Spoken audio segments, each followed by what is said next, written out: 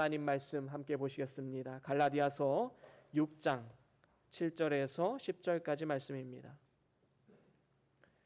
갈라디아서 6장 7절에서 10절까지 말씀, 우리 다 같이 한 목소리로 함께 합독합니다. 시작. 스스로 속이지 말라. 하나님은 만홀히 여김을 받지 아니하시나니 사람이 무엇으로 심든지 그대로 거두리라. 자기의 육체를 위하여 심는 자는 육체로부터 썩어진 것을 거두고 성령을 위하여 심는 자는 성령으로부터 영생을 거두리라. 우리가 선을 행하되 낙심하지 말지니 피곤하지 아니하면 때가 이름에 거두리라.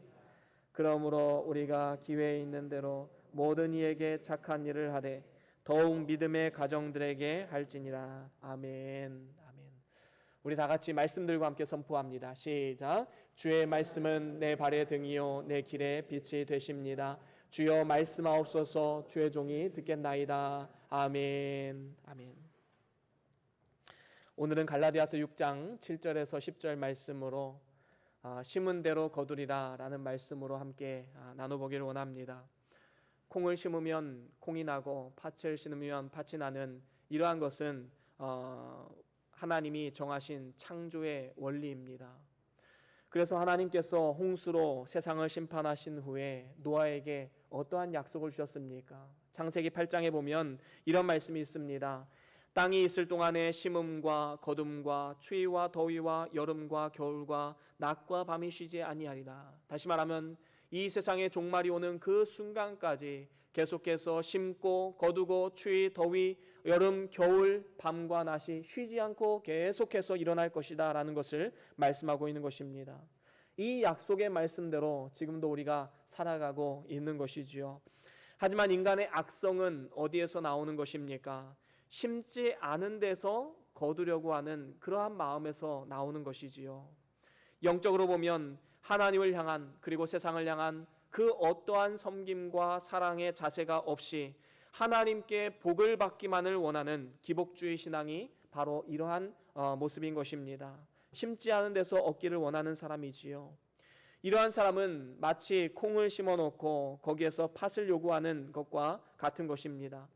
아무리 뛰어난 농부라 할지라도, 아무리 경험이 많은 농부라 할지라도 콩을 심고 팥을 거두는 일은 절대로 일어날 수가 없는 것입니다. 이것은 불가능한 일이지요. 왜 그렇습니까? 하나님의 창조의 섭리가 그렇기 때문인 것입니다. 오늘 말씀에도 보면 심지 않은 데서 얻으려고 하는 것은 분명한 죄다라고 분명히 말씀하고 있지요. 그것은 7절 말씀에 나오는 바와 같이 두 가지 죄가 내포되어져 있습니다. 한 가지는 무엇입니까? 스스로 자기를 속이는 것이지요. 어쩌면 자기 최면일 수도 있을 것입니다. 스스로 속이지 말라라고 7절 상반절에 말씀하는 것은 심지 않고 거두기를 바라거나 아니면 악을 심고 선한 결과를 이루려고 하는 것, 이 모든 것이 스스로 속이는 것이다 라고 말씀하고 있는 것입니다. 많은 사람들이 이 원리를, 창조의 섭리를 무시하고 어떻게 스스로 속이는 경우가 많이 있습니까? 나는 괜찮을 거야 라고 말하는 것이지요. 나는 지금 이렇게 마음대로 살고 있지만 시간이 지나면 좋아질 거야. 나는 경건을 위해서 전혀 노력하지 않고 내 몸이 원하는 대로 살아가고 있지만 내 인생에는 별 문제 없이 살아갈 수 있어. 이게 바로 스스로 속이는 것입니다. 어쩌면 실체를 보기 싫어서, 그 결과를 마주하기 싫어서 이 원리에 대해서 눈을 감는 경우가 있지는 않는가 생각해 볼 필요가 있는 것입니다.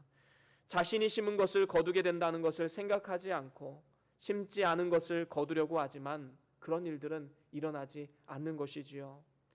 그런가 하면 심지 않고 거두려고 하는 사람이 저지르는 두 번째 죄악은 하나님을 만홀히 여기는 죄입니다. 7절에도 보면 분명히 말씀하고 있지요. 하나님을 만홀히 여기는 죄이다 라고 말씀하고 있습니다. 여기서 만홀히 여긴다는 것은 어떤 의미입니까? 비웃는 행위이지요.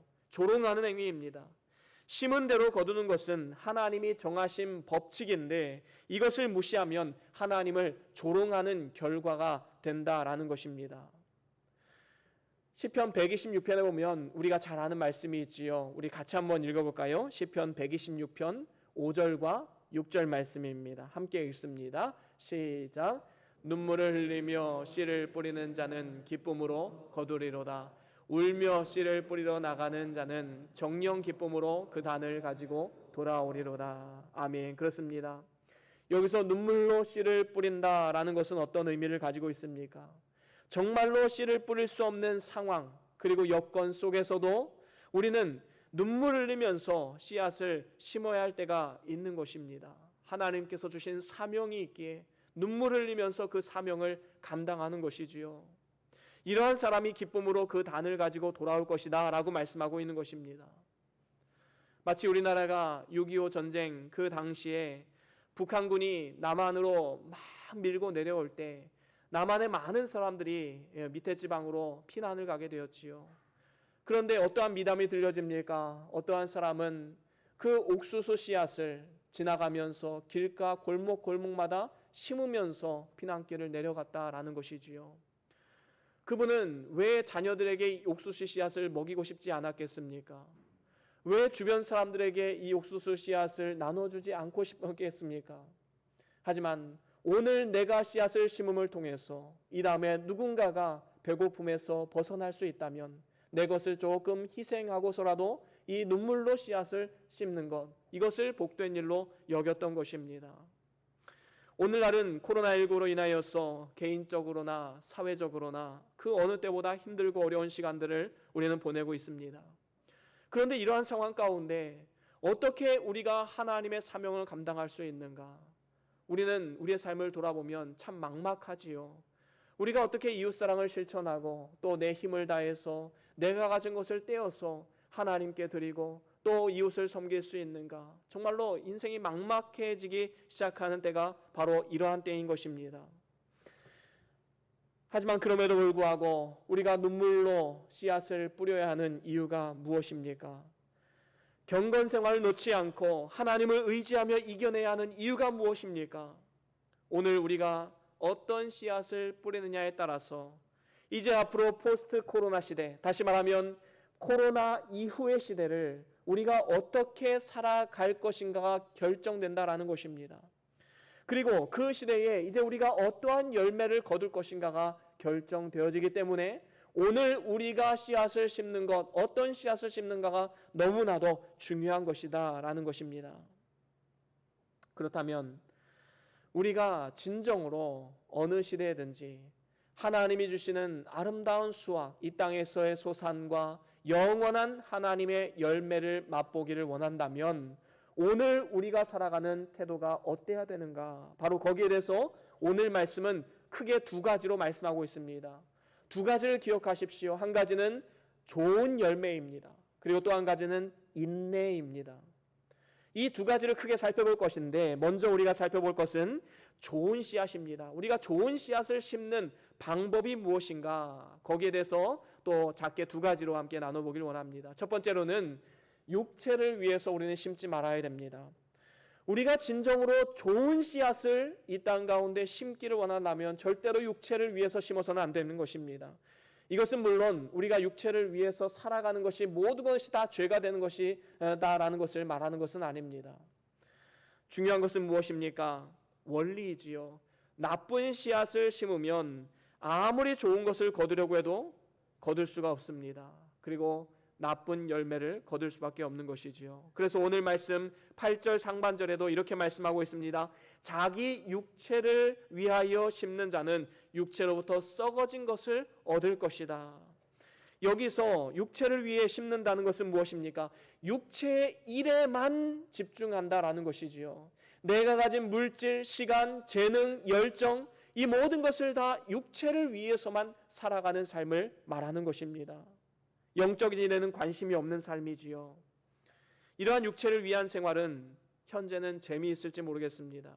즐거울지 모르겠습니다. 하지만 결국에는 헛되고 헛된 것이다 라는 이러한 생각을 가질 날이 머지 않았다라는 것입니다. 로마서 8장 4절에도 보면 이런 말씀이 있습니다. 우리 같이 한번 읽어볼까요? 로마서 8장 4절과 5절입니다. 함께 읽습니다. 시작. 육신을 쫓지 않고 그 영을 쫓아 행하는 우리에게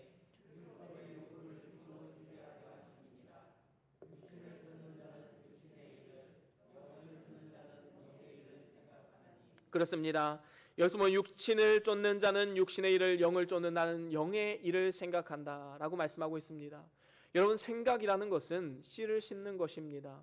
여러분, 지금 되어지는 일들 한번 보십시오. 여러분들이 언젠가 한 번은 생각했던 것, 계획했던 것, 이러한 것들이 실제로 일어나는 것, 무의식적이라도 일어나는 것들이 너무나도 많이 있습니다. 우리의 생각은 씨앗을 심는 것입니다. 그러면 여러분들은 지금 어디에 씨앗을 심고 있습니까? 육체라는 밭에 지금 씨앗을 심고 있습니까? 아니면 성령의 밭에 이 씨앗을 심고 있습니까? 우리는 반드시 우리의 삶을 정직하게 들여다볼 필요가 있는 것이지요. 우리는 육신을 위해서만 살아가는 것이 얼마나 어리석은 인생인지 알아야 됩니다. 특별히 우리 육체가 가진 자원은 한계가 있지요. 나에게 있는 시간, 나에게 있는 건강, 그리고 나에게 있는 물질, 다 한정된 것입니다. 언젠가는 끝이 있고 누릴 수 있는 한계점도 분명히 있다라는 것이지요. 그래서 베드로전서 1장에 보면 우리의 인생을 이렇게 비유하고 있습니다. 우리 같이 한번 읽어볼까요? 베드로전서 1장 24절과 25절입니다. 함께 읽어보겠습니다. 시작. 그러므로 모든 육체는 풀과 같고 그 모든 영광이 풀의 꽃과 같으니 풀은 마르고 꽃은 떨어지되 오직 주의 말씀은 세세토록 있도다 하였나니 너희에게 전한 복음이 곧 이 말씀이니라. 아멘. 그렇습니다.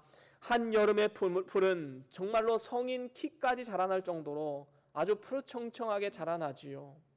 그런데 이제 시간이 지나고 10월, 11월이 돼서 가을이 오고 겨울이 되면 언제 그랬냐는 듯이 이 풀에는 죽음의 그림자가 드리우고 이제는 다 말라 비틀어지게 됩니다. 그리고 겨울이 되면 흔적도 없이 사라지게 되는 것이지요. 바로 우리의 인생이 이와 같다라는 것입니다. 한계가 있고 결국에는 끝이 있습니다. 이러한 사실은 우리가 너무나도 잘 알고 있는 진리이지요. 하지만 중요한 것은 무엇입니까? 잘 알고 있지만 너무나도 잘 잊어버리고 살아가는 것이기도 합니다. 아무리 세상에서 성공적인 인생을 살았다 할지라도 그 모든 영광이 풀의 꽃과도 같은 것임을 알아야 되는 것입니다. 그래서 얼마 가지 않아서 시들고 떨어질 날이 분명히 있는 것입니다. 그렇기 때문에 만약에 우리의 모든 시간과 물질과 열정을 그저 육신의 일에만 쏟고 육신의 안위와 번영을 위해서만 사용한다면 이 세상에서는 성공적인 인생을 살았다 평가받을 수 있을지 모르겠지만 하나님 보시기에는 실패한 인생입니다. 이것이 바로 육신을 위해서만 심는 자가 되어서는 안 되는 중요한 이유인 것이지요. 그렇다면 우리는 무엇을 위해 심어야 됩니까? 두 번째로 성령을 위해서 심어야 됩니다. 육체를 위해서 심지 말라라고 말씀하시면서 곧바로 성령을 위하여 심으라. 그래서 8절 하반절에 보면 성령을 위하여 심는 자는 성령으로부터 영생을 거두리라. 영원한 것을 거둘 것이다 라고 말씀하고 있는 것입니다. 강력하게 대조가 되고 있지요. 육체를 위해서 심는 자는 이 땅에서 끝날 것이고 한정이 되고 한계가 있는 것이지만 성령을 위해서 심는 자는 영생을 거둘 것이다. 영원히 하나님께서 상급과 영광을 주실 것이다 약속하고 있는 것입니다. 그래서 우리가 진정으로 좋은 씨앗을 심기를 원한다면 성령을 위해서 심는 자가 되어야 합니다. 로마서 8장 13절 14절에 보면 이렇게 말씀합니다. 우리 같이 한번 다 같이 읽어보겠습니다. 로마서 8장 13절 14절 시작. 너희가 육신대로 살면 반드시 죽을 것이로되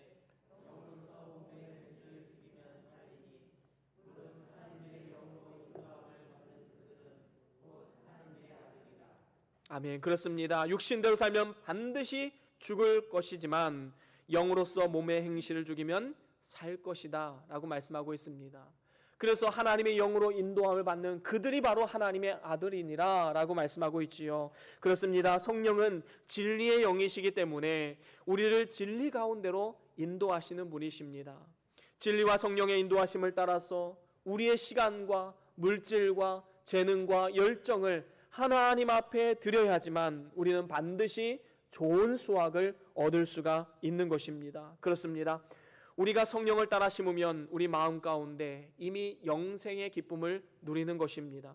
성령을 따라 사는 사람은 마음 가운데 구원의 확신과 기쁨이 있고 또한 즐거움이 있습니다. 다시 말하면 영생의 기쁨을 지금으로부터 영원까지 누리게 되는 것입니다. 여러분, 한 사람이 진정으로 성령을 위해서 씨앗을 심는 사람이 되면 그 사람을 통해서 주변 사람들이 영적인 양식을 먹고 살아가는 것입니다. 얼마나 축복된 일입니까? 먼저는 가정 가운데, 그 다음으로는 직장과 공동체 가운데 이러한 선한 영향력을 끼칠 수 있게 되는 것입니다. 마치 노아가 성령을 따라 살았을 때에 그의 가정 8명이 함께 구원을 받을 수 있었던 것과 마찬가지입니다. 한 영혼이 바로 서 있는 것이 얼마나 중요한 일인지 우리는 여기에서 알 수가 있는 것이지요. 지금은 가족들이 구원을 받지 못하고 또 예수님을 믿지 않는다 할지라도 우리 자신이 영적으로 바로 서 있는 한 우리는 소망이 있는 것입니다. 언젠가는 그 사람이 우리의 진심을 알고 진리의 도의 이치를 깨달아서 하나님 앞에 돌아올 날이 분명히 있다는 것입니다. 그렇기 때문에 우리는 우리 한 사람이 바로 서 있는 것이 너무나도 중요한 것입니다. 이 세상에 잠시 살다가는 나그네와 같은 우리의 인생 가운데 이 세상에서 60만을 위해 살아간다면 얼마나 연약한 인생입니까? 하나님 앞에 가서는 부끄러운 구원을 받을 수밖에 없는 것입니다. 그래서 예수님을 믿는 사람들이 성령의 감화를 소멸하고 진리의 말씀을 따라가지 않고 자기 하고 싶은 대로 살아가기만 하면 장차 하나님 앞에 영광스러운 삶을 살아갈 수가 없는 것입니다. 오직 진리와 성령의 인도하심을 따라서 오늘 우리가 심는 좋은 씨앗을 심는 삶을 살아가야지만 훗날에 영광스러운 날이 임하게 되고 영광과 칭찬과 존귀의 면류관을 얻을 수가 있게 되는 것입니다. 여러분들은 인생의 마지막 순간, 이제 내일 아니면 잠시 뒤에 이 세상을 떠나야 하는 그 순간에 어떤 고백을 하기를 원하십니까?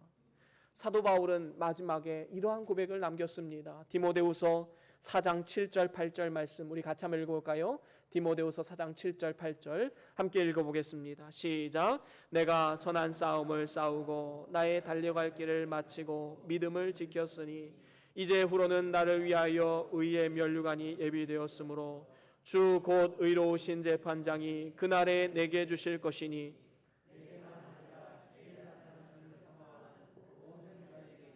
아멘. 그렇습니다. 여러분, 정말로 멋진 고백 아닙니까? 정말로 인생의 마지막 때에 이러한 고백을 할 수 있는 사람, 이 세상에서 가장 복된 인생이고 가장 의미 있는 인생을 살아갔다라고 말할 수가 있는 것입니다.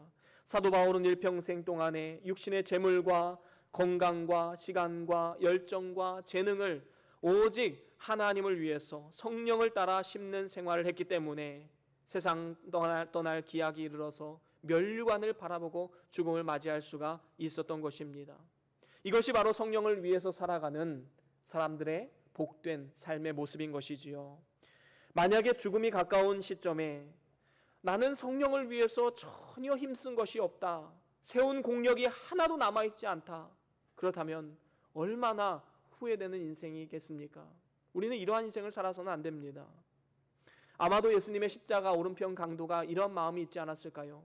그는 물론 구원을 받았습니다. 네가 오늘 나와 함께 낙원에 있을 것이다 라고 말씀하신 것으로 미뤄보아 오른편 강도는 확실하게 구원을 받았습니다. 예수님을 구주로 영접했습니다. 중요한 것은 무엇입니까? 그가 일평생 세운 공력이 없습니다. 일평생 죄만 짓고 살아왔습니다. 얼마나 후회가 되었겠습니까? 아마도 이런 생각 가질 것입니다. 내가 조금만 더 예수님을 일찍 알았더라면, 내가 조금만 더 믿음으로 살았다라면 얼마나 좋았을 것인가. 이러한 후회가 있지 않았겠습니까? 이제 더 이상 성령을 위해서 살 수 없는 그 시간이 없다라는 것에 대한 아쉬운 마음도 있었을 것입니다. 그렇습니다. 여러분, 진정으로 구원받은 사람들은 그 마음 가운데 거룩한 소원이 생깁니다. 어떠한 소원일까요? 내가 한번 주를 위해서 살아봐야겠다는 소원이 생깁니다. 이전까지는 내 육신을 위해서, 나 자신을 위해서 살아갔다면 이제는 내가 주를 위해서 한번 살아가야겠다라는 이러한 생각을 가지게 되는 것입니다. 여러분, 인생에 있어서 많은 전환점이 있는데 그 중에 하나가 결혼이지요. 결혼하기 전에는 어떻습니까? 모든 것을 내 생각대로, 내 마음대로 돈을 지출하고, 내 마음대로 시간을 쓰고, 내 마음대로 재능을 쓰고, 내 마음대로 취미 생활하고, 모든 것이 내 마음이었습니다. 나를 위해서 살아갔습니다. 근데 결혼을 하는 순간 어떻습니까? 이제는 나를 위한 삶이 아니라 가정을 위한 삶, 정말로 제대로 된 사고방식을 가진 사람이라면 더 이상 나를 위해서 살아가는 것이 아니라 내 가정을 위해서 내가 무엇을 할 수 있을까? 이 생각을 가지고 살아가는 것입니다. 여러분, 우리가 진정으로 주의 말씀으로 거듭났다는 것은 무엇입니까? 이전에는 나를 위해서, 내 성공과 내 번영과 내 안식을 위해서 살아갔다면 이제는 어떻게 하면 주를 위해서, 주님의 몸된 교회를 위해서 살아갈 수 있을까? 이러한 고민과 기도가 생기게 되는 것입니다. 이것이 바로 진정으로 거듭난 사람들의 삶의 자세인 것이지요. 그렇습니다. 우리는 이러한 마음이 들 때 지체 없이 순종해야 되는 것입니다. 만약에 이 기회를 놓쳐서 시간이 지나버리면 언젠가는 우리의 인생은 풀의 꽃과도 같이 시그러들어서 이제 열정이 수그러들고 기력이 쇠해질 날이 분명히 올 텐데 그때 돼서 후회한들 이미 늦은 것입니다. 그렇기 때문에 즉각적인 순종이 우리에게 필요한 것이지요. 이렇게 우리가 성령을 위해서 좋은 씨앗을 심었다면 이제 앞으로 많은 수확을 기대할 수 있지 않습니까? 그런데 중요한 것이 있습니다. 우리의 삶의 태도입니다. 그것은 두 번째로 인내하는 삶입니다. 우리가 좋은 씨앗을 심었다면 그것으로 끝이 아닙니다. 인내하면서 돌보고 기다려야 된다는 것이지요. 그래서 인내하는 방법 어떻게 해야 될까요? 첫 번째로는 선을 행하되 우리는 절대로 낙심하지 말아야 됩니다. 오늘 본문 9절에도 보면 이렇게 말씀하고 있지요. 우리가 선을 행하되 낙심하지 말지니 피곤하지 아니하면 때가 이름에 거두리니. 그렇습니다. 심었다면 반드시 일정 기간 동안 열매 맺기까지 기다려야 됩니다. 끝까지 기다리지 못하는 사람은 절대로 성공할 수가 없는 것이지요. 우리의 원수 사단 마귀는 우리로 하여금 선을 행하는 것을 방해할 뿐만 아니라 선을 행하되 낙심하는 이러한 마음을 주는 것이 바로 사단이 하는 일입니다. 무엇으로 낙심합니까? 왜 열매가 빨리 맺히지 않느냐 하는 것입니다. 다른 사람들과 비교했을 때 하나님이 왜 나에게 복을 주시지 않느냐 하는 것입니다. 그래서 낙심하게 되는 것이지요. 씨앗을 심을 때 그 즉시로 싹이 올라오면 얼마나 좋겠습니까? 하지만 그런 경우는 없습니다.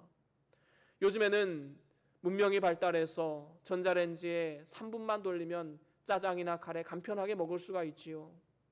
그런데 마치 이와 같이 하나님도 역사하실 것이다라고 착각하는 데 문제가 있습니다. 씨앗을 심고 3분이면 열매가 맺히면 얼마나 좋겠습니까? 하지만 그런 씨앗은 없습니다. 어떤 씨앗이든지 시간이 걸립니다. 그렇기 때문에 때를 기다리며 인내하는 것이 필요한 것이지요. 여러분 한번 생각해 보십시오. 고구마 줄기를 땅에다 묻어놓고 그 즉시로 파헤치면서 열매가 맺지 않았네. 그 다음날 되었습니다. 또 땅을 파헤칩니다. 왜 또 열매가 맺지 않은 거야? 그 다음날 또 땅을 파헤칩니다. 아니 아직도 열매가 맺지 않았어. 여러분 한 달 지나도 두 달 지나도 열매가 맺을까요? 절대로 열매가 맺을 수가 없는 것입니다. 우린 때로는 기다려야 됩니다. 인내해야 됩니다. 인내가 참으로 힘들지만 인내해야 되는 것이 또한 하나님의 원리이기도 합니다. 제가 예전에 교육 목사로 있을 때에 교사 선생님들과 함께 교사 MT를 갔던 적이 있습니다. 그때 이제 선생님들과 함께 설문조사를 했었는데 그 조사의 내용 중에 하나가 내가 교사를 그만두고 싶을 때가 언제인가라는 질문이었습니다. 많은 선생님들이 여러 가지 답변을 주셨는데 그 중에 가장 공통적으로 나왔던 답변들이 있습니다. 그것은 바로 열매가 없을 때입니다. 열매가 없을 때 낙심이 되어서 정말 나는 소질이 없는 것인가? 자질이 없는 것인가? 하나님이 나를 쓰시지 않는 것인가? 그래서 그만두고 싶을 때가 많이 있다라는 것을 답했습니다. 다른 반들은 참 부흥도 많이 되고 아이들의 변화도 즉각적으로 나타나는데 왜 우리 반은 부흥도 일어나지 않고 아이들의 변화도 더디게 될까? 자신의 부족함을 탓하며 그만두고 싶은 마음이 생길 때도 있는 것이지요. 사실 정직하게 이야기하면 목회자인 저의 고민도 바로 이것입니다. 정말로 설교를 하면 정말로 즉각적으로 반응이 나타나고 삶이 변화되고 하나님이 기뻐하시는 삶으로 변화되면 너무나도 좋겠지만 저 역시도 변화되지 못하는 이러한 모습을 바라보면서 참 낙심이 될 때가 있지요. 고민이 됩니다. 그런데 한번 생각해 보십시오. 만약에 하나님께서 우리에게 즉각적인 열매를 원하셨다면 하나님이 직접 역사하시지 왜 우리에게 시키시겠습니까? 여러분, 성경에 보면 사도 바울 같은 경우는 누구에게 전도를 받아서 예수님을 믿은 것이 아니라 다메섹 도성으로 이제 예수 믿는 사람들 핍박하기 위해서 가는 도중에 살아계신 부활하신 예수님을 만났습니다. 하나님께서 전적인 역사로 사도 바울을 부르신 것이지요. 하나님이 지금 이 시대에 꼭 필요한 사람, 그래서 지금 당장에 불러야 되는 사람은 이렇게 부르기도 하십니다. 하나님께서 직접적으로 음성을 주시기도 하시고 환상을 보여주시기도 하십니다. 이러한 것을 부인하는 것은 아닙니다. 하지만 대부분의 사람들은 누군가가 나의 손을 이끌고 부모가 되었든 친구가 되었든 직장 동료가 되었든 나의 손을 이끌고 교회에 앉혀놨기 때문에 우리가 믿음이 들어가게 된 것입니다. 하나님께서는 우리에게 사명을 맡겨주실 때 즉각적으로 무언가 열매를 요구하고 계신 것이 아닙니다. 하나님은 우리에게 인내를 요구하십니다. 즉각적인 열매를 원하신다면 하나님이 역사하시지 왜 우리에게 시키시겠습니까? 그렇기 때문에 우리는 열심히 섬기고 낙심하는 일은 절대로 없어야 되는 것입니다. 물론 타성에 젖어서 나태해지는 것은 우리가 경계해야 되겠지요. 하지만 잘 섬기고 나서 낙심하는 일은 절대로 없어야 되는 것입니다. 야고보서 5장 7절에 보면 이렇게 말씀합니다. 우리 같이 한번 읽어볼까요? 야고보서 5장 7절입니다. 시작. 그러므로 형제들아 주의 강림하시기까지 길이 참으라.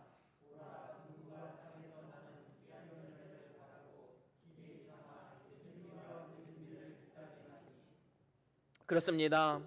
주의 강림하시기까지 정말로 그 날이 언제가 될지 몇십 년, 몇백 년이 될 수도 있는 이 시간 가운데 우리는 참고 기다리라라는 것입니다. 보라, 농부가 땅에서 나는 귀한 열매를 바라보고 우리는 다 열매를 바라보고 살아가는 사람입니다. 그런데 중요한 것은 무엇입니까? 길이 참아야 된다라는 것이지요. 그것이 언제가 될지 모르기 때문에 길이 참고 이른 비와 늦은 비를 기다려야 된다라고 말씀하고 있습니다. 여러분, 이른 비가 나왔다고 해서 다 끝입니까? 그렇지 않습니다. 늦은 비도 있어야 열매가 맺는 것입니다. 이 이른 비와 늦은 비가 아주 조화롭게 이 땅 가운데 내려야지만 귀한 열매를 맺을 수가 있는 것입니다. 그렇기 때문에 하나님께서 우리에게 정하신 그 때를 바라보면서 우리는 조급해하지 말고 낙심하지 말고 인내하면서 기다려야 됩니다. 우리가 그 때를 정해놓고 하나님의 열매를 구하면 우리는 반드시 낙심할 수밖에 없습니다. 하나님의 때는 분명히 있습니다. 여러분, 에스더서에 나오는 모르드게와 하만의 이야기 다 아실 것입니다. 하만은 어땠습니까? 악으로 심습니다. 그 마음 가운데 미워함과 증오함이 있습니다. 그래서 어떻게 합니까? 사람들을 죽이려고 하고 또 자신이 미워하는 그 유대인들을 다 멸절시키려고 하는 이러한 악한 계획을 가지고 있었습니다. 그런데 중요한 것은 무엇입니까? 이러한 하만이 승승장구한다라는 것이지요. 이러한 악으로 심었는데 왜 이렇게 승승장구하는 삶을 살아갈 수 있을까? 우리는 이해가 되지 않습니다. 반면에 모르드게는 어떻습니까? 선을 행합니다. 하나님 앞에 바르게 살려고 노력합니다. 하지만 아무런 보상도 받지 않았습니다. 하만의 손에 자신뿐만 아니라 민족까지 멸망당할 위기에 처하게 되었습니다. 이러한 상황 가운데 만약에 모르드게가 이전에 왕을 위해서 했던 선한 일 그리고 하나님을 위해서 했던 선한 일들을 회상하면서 내가 이렇게 정직하게 살았는데 이렇게 주를 위해서 살았는데 왜 나의 삶 가운데 왜 우리 가정 가운데 이러한 어려움이 생기는가라고 불평하고 하나님께 불만했다면 절대로 그는 열매를 맺을 수가 없었을 것입니다. 하지만 하나님께서는 그 정하신 때 하나님이 정하신 방법으로 왕을 위해서 했던 그 선한 일들이 수면 위로 드러나게 하시고, 이를 통해서 자신을 핍박하던 하만은 멸망당하고 또 자신은 구원받는 이러한 역사에 쓰임받게 되었던 것입니다. 만약에 세상에서 길이 참아도 이루어지지 않는다면 그것은 천국에 가서라도 반드시 이루어지는 것임을 분명히 알아야 되는 것입니다. 또한 그 결실을 거두게 될 것이기에 우리는 절대로 낙심하는 일은 없어야 되는 것입니다. 이와 같이 공의의 하나님께서 살아계신 이상 거두는 때는 반드시 올 것이다 라는 생각을 가지시고 낙심하지 말고 우리는 끝까지 선을 행하며 나아가야 되는 것입니다. 우리는 그저 하나님께서 명하신 일들을 하면 되고 결과는 하나님께 맡겨야 됩니다. 선을 행하고 그 공을 내가 다 누리려고 해서도 안 되는 것입니다. 우리 주님께서도 세상 끝날까지 인류의 죄를 위해서 십자가의 모든 고난과 고통을 다 당하셨습니다. 십자가에서 그 모든 원수들을 다 멸하실 수 있는 능력이 있으셨지만 그 능력을 사용하지 않으시고 온유한 마음으로 십자가를 지셨습니다. 그리고 나서 하늘나라에서 모든 공을 누리고 상을 받으셨지요. 에베소서 2장 10절에도 이렇게 말씀합니다. 우리 같이 한번 읽어볼까요? 에베소서 2장 10절입니다. 함께 읽어보겠습니다. 시작. 우리는 그의 만드신 바라 그리스도 예수 안에서 선한 일을 위하여 지으심을 받은 자니.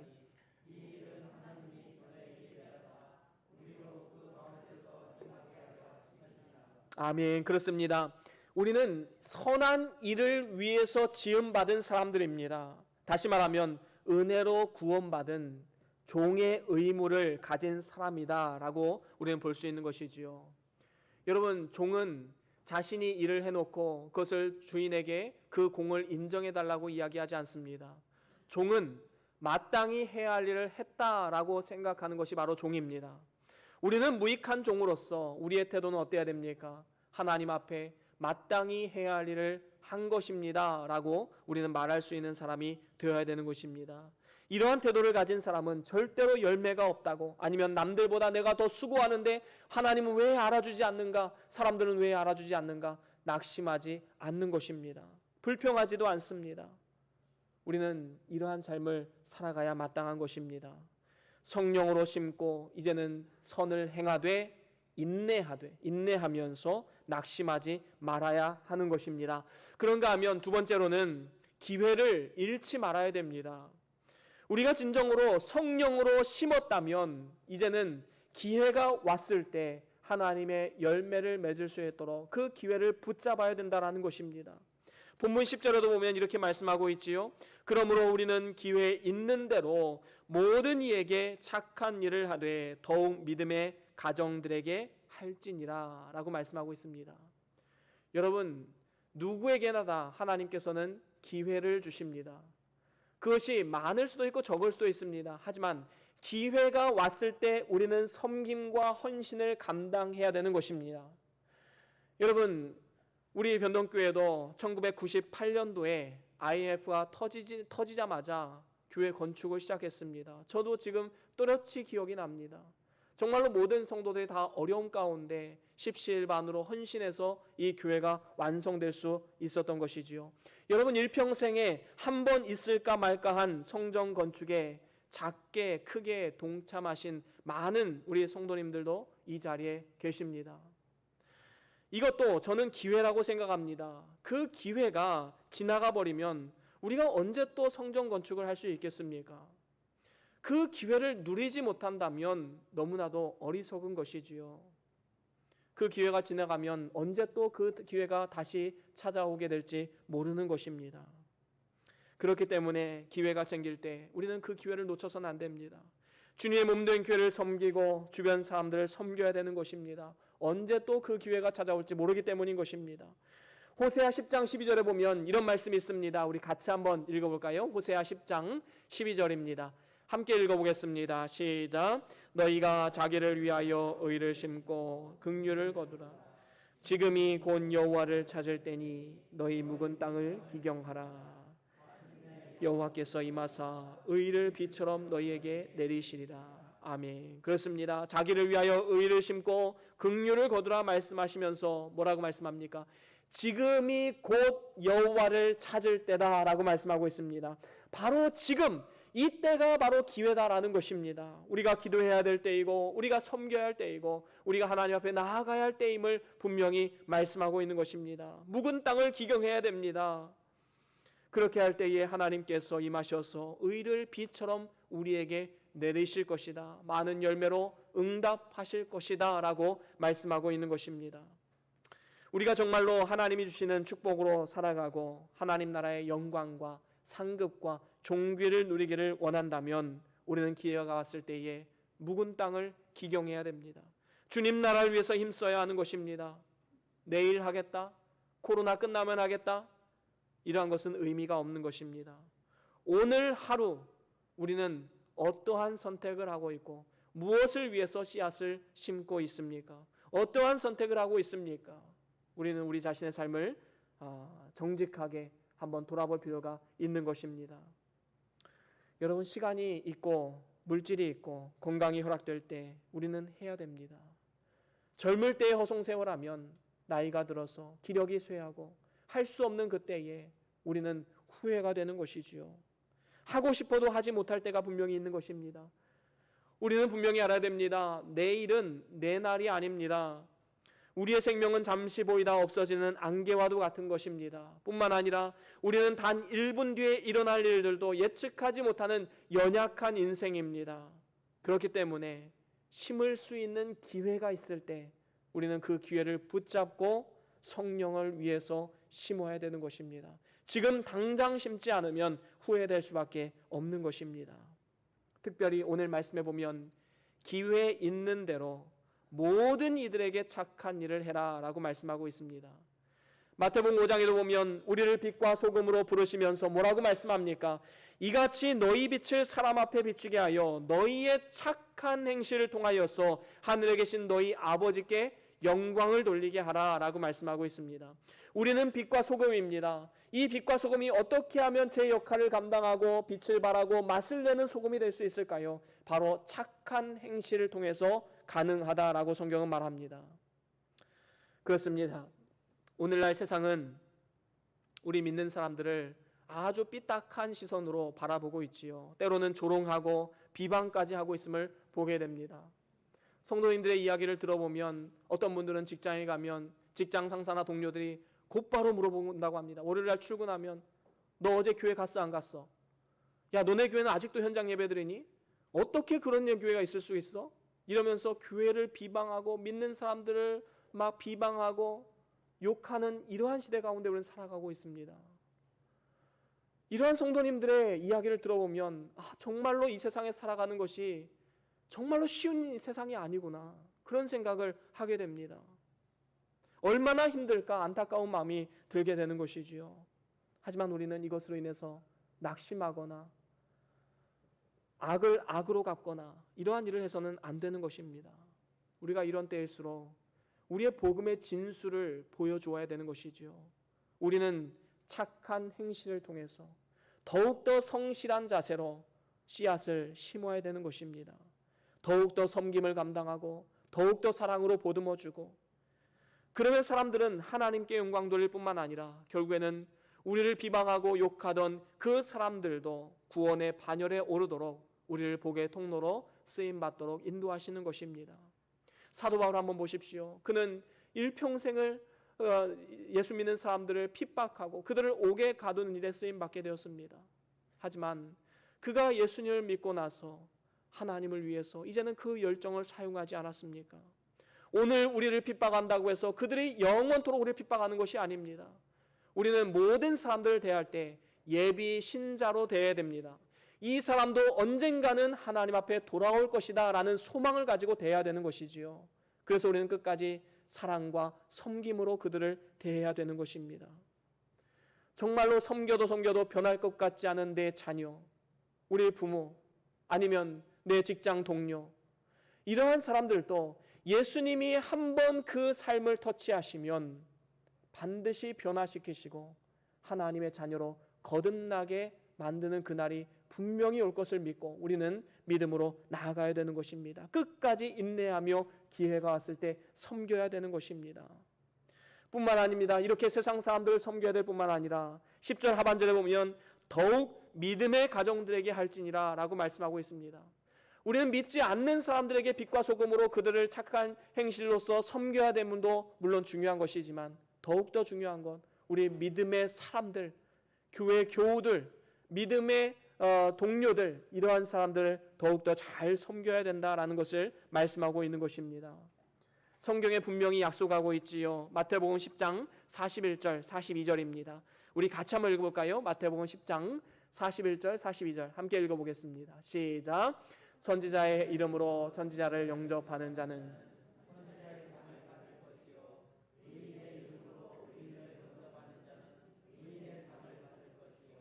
또 누구든지 제자의 이름으로 이 소자 중 하나에게 냉수 한 그릇이라도 주는 자는 내가 진실로 너희에게 이르노니 그 사람이 결단코 상을 잃지 않을 것이라.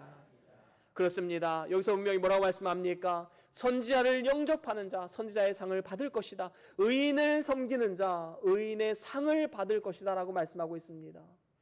여러분 옆에 있는 우리 교우들, 그리고 믿음의 선배들, 믿음의 후배들 바라볼 때에 존귀하게 바라보십시오.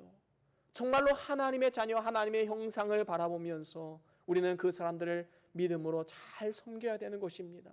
그렇게 할 때에 선지자의 상, 의인의 상을 받을 수 있는 것입니다. 더 나아가서 살아계신 예수 그리스도, 변장하고 찾아오신 예수 그리스도를 섬기는 축복을 받을 수 있게 되는 것입니다.